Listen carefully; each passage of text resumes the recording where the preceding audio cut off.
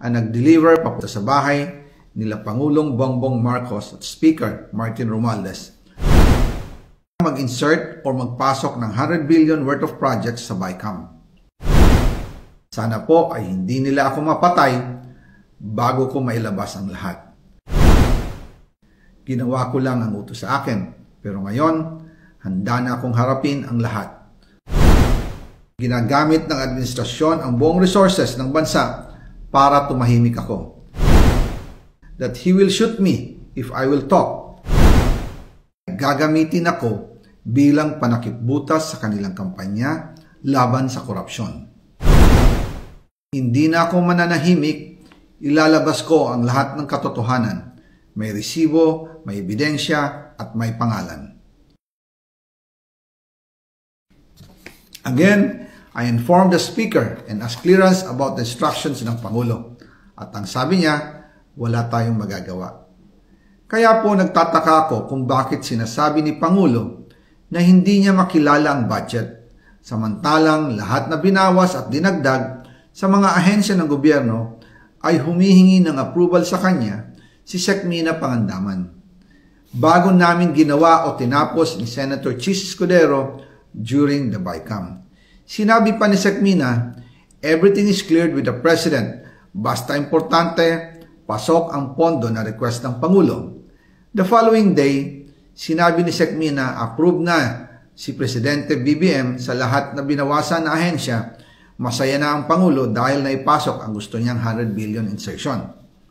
Wala pong perang napunta sa akin. Lahat po ng insertion napunta sa ating Pangulo at Speaker Martin Romualdez.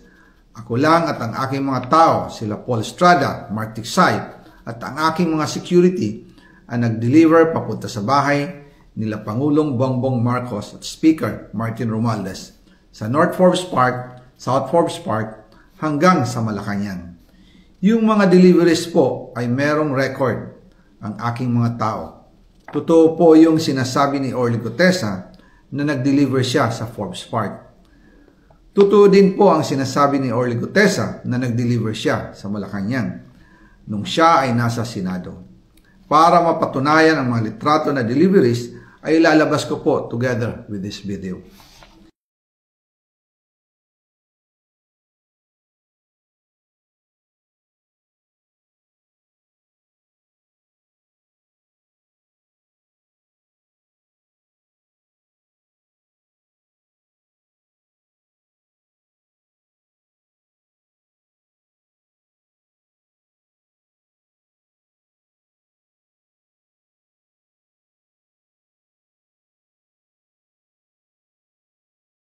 After po ng approval ng budget sa General Appropriations Act of 2025, nagtanong po ako sa DPWH kung magkano ang kailangan na ibigay sa Office of the President o ang SOP na bigayan.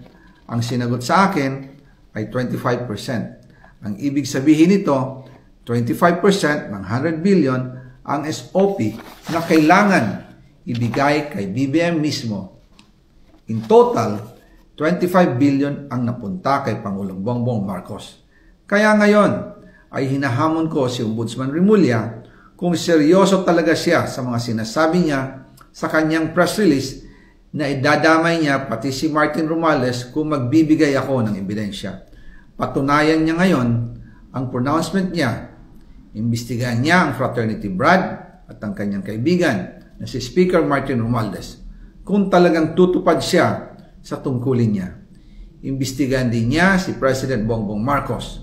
Sabi nga ni BBM nung SONA, let's do it right at mahiya naman kayo, hindi po ba? Nananawagan din po ako sa Senado na imbestigahan ang 100 billion insertion ni Presidente. Alam ko po na hindi gagawin ni Ombudsman Remulla ang hamon ko.